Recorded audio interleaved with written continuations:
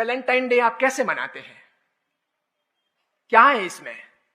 ये किसकी परंपरा है? ये कहां से खड़ा हुआ था? इटली के जन्मे हुए एक व्यक्ति थे, कट्टर ईसाई थे, सेंट वैलेंटाइन बन गए थे। उन्होंने एक लड़की के साथ शादी की थी। वहां के राजा को यह नागवार गुजरा था।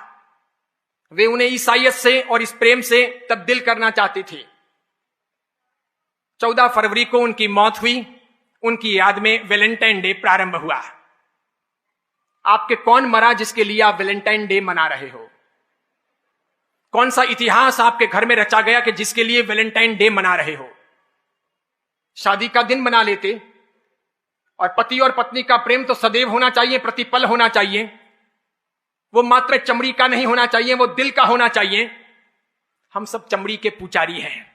इसलिए आप में से बैठे हुए लोग माफ करना, साधु हूं, जिन शासन का और आचार्य हूं, फिर भी बोल रहा हूं, इसे गाली मत समझना। हम सब चमड़ी पसंद करने वाले लोग हैं। हम सब खूबसूरती सिर्फ देखते हैं। हम नाक देखते हैं, होठ देखते हैं, आंखें देखते हैं और दीवाने बनते हैं। हम बेहुदे गंदे लोग हैं और इसीलिए हम वहीं पर अटके हैं। और इसीलिए हमारे प्यार का तकाजा, प्यार का अर्थ, प्यार का रूप भी सिर्फ चमड़ी तक सीमित है। अगर उसके आगे है तो वैलेंटाइन डे की आवश्यकता नहीं है। मेरे बाप भी प्यार करते थे मेरी मां से और मेरी मां भी प्यार करती थी मेरे पिता से। आपके पिता ने भी प्यार किया होगा आपकी मां से और आपकी मां ने भी प्यार किया होगा पिता से। जरूर उनके वहां पर उस समय उस रूम को सजाने के लिए गुलाब के फूल नहीं रहे होंगे, कोई रूम स्प्रे या बॉडी स्प्रे नहीं रहा होगा, वो टब नहीं रहे होंगे कि साथ में बात कर सकें। इसके सिवाय अन्य अन्य प्रकार के संसाधन नहीं रहे होंगे। वो स्नो, शैम्पू, वो खूबसूरती के अन्य अंदाज नहीं रहे होंगे। तर भी जीवन की पवित्रता रही होगी, समर्पण का भाव रहा होगा, वो अर्धांगिनी का रूप रहा होगा, वो गहरी आत्मीयता रही होगी, वो दिल रहा होगा, वो प्यार रहा होगा, वो घनिष्ठता रही होगी। मेरे ख्याल से हम में से अधिकांश के माँ बाप ने अभी तक, माँ ने बाप को नहीं छोड़ा और बाप ने माँ को नहीं छोड़ा। न तल्लाक दिया, न ऐतराज किया। न हमारी माँ अपने बाप को छोड़कर पियर गई और न मेरे पिता ने कभी अपनी माँ को घर जाने के लिए कहा। भले ही आपके किसी के पिता मोटे रहे होंगे, माँ दुबली पतली रही होगी, तब भी ये जोड़ा कामयाब रहा होगा। भले पिता काले रहे होंगे, माँ गोरी चिट्टी रही होगी, तब भी वो जोड़ा कामयाब रहा। भले माँ लंबी रही होगी, पिता बिल्कुल ठिंगू रहे होंगे, ठिंगने रहे होंगे, तब भी वो जोड़ा कामयाब रहा। भले पिता अक्कल वाले रहे होंगे, माँ अनपढ़ रही होगी, तब भी वो जोड़ा कामयाब रहा। आज तो हम इंच इंच देखते हैं, सेंटीमीटर सेंटीमीटर देखते हैं। आज हम देखते हैं कि उसकी आंखें बराबर नहीं है, उसके होठ बराबर नहीं है, वो बोलती है तो वो यूं यूं बोलती है, या फिर वो जो है ना वो देखता है तो बार बार यूं यूं देखता है, इसलिए मुझे ऐसा पसंद नहीं है। अरे डूब मरो चुल्लू भर पानी लेकर हाथ में कि हम चमड़ी के पुजारी हैं। हम दिल कब तलाशेंगे, हम अच्छी व्यवस्थाएं कब खड़ी करेंगे, हम संस्कारों की चिंता कब करेंगे, एक अच्छी इंसानियत के तौर पर इस दुनिया में ज्ञान का दिया कब जलाएंगे। अरे सब साधु तो बन नहीं सकते ये मैं मानता हूं, सब साधवियां हो नहीं सकती ये मैं मानता हूं।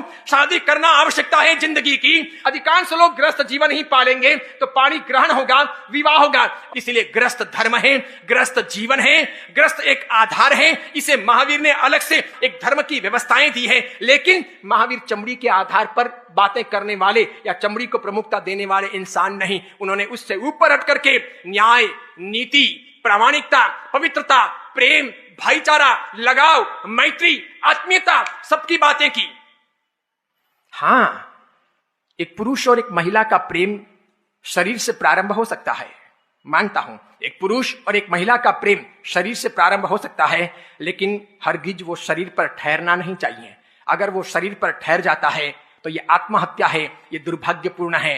वो मन पर पहुंचना चाहिए। अगर वो मन पर टिकता है तो ही शरीर थक जाने के बाद में प्रेम जिंदा रहेगा। अगर वो शरीर तक ही टिका हुआ रहा तो शरीर थकने के साथ में ही प्रेम टूट जाएगा। दोनों एक दूसरे को नापसंद करेंगे, फिर मात्र औपचारिक जिंदगी जिएंगे। एक का मुंह इधर होगा, दूसरे का उधर होगा। न दोनों के बीच में कोई ममत्व होगा, न समर्पण होगा, न प्रेम होगा, न आत्मीयता होगी, न लगाव होगा, न समर्पण करने की भावना होगी, कुछ नहीं होगा।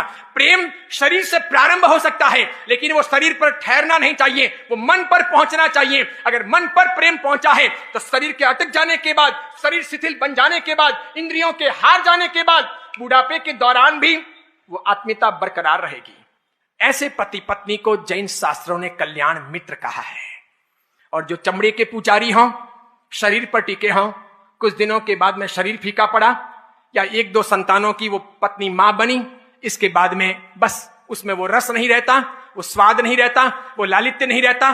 फिर वे औरतें शिकायत करती है कि बेटे बेटी के जन्म के पहले तो तुम्हें मुझसे बहुत प्यार था, अब तुम्हारे पास में समय नहीं है, तुम लेट घर आते हो, कहां कहां भटकते हो, मेरी बिल्कुल नहीं सुनते हो, अकेले मुझे छोड़ दिया है, इन बच्चों को पैदा भी किया, इन्हें बड़ा भी मुझे करने का, इनकी चिंताएं भी मुझे करने की, इनको खड़ा भी मुझे करने का, एक बाप होने के नाते आपका कोई दायित्व नहीं बनता क्या? कितना विश्वासघात करते हैं लोग, कितना बदल जाते हैं लोग, कितने मुकर जाते हैं लोग, कितने गिर जाते हैं लोग। सच कहूं, सांस्कृतिक पतन के आधार पर आपकी सोच इतनी नीचे गिर चुकी है, या हम सबकी सोच इतनी नीचे गिर चुकी है कि हम अपने हित और अहित की चिंता भी ठीक से नहीं कर पा रहे हैं। TSA लैब न्यूज से मैं हूं आपके साथ संपादक अशोक कुमार झा।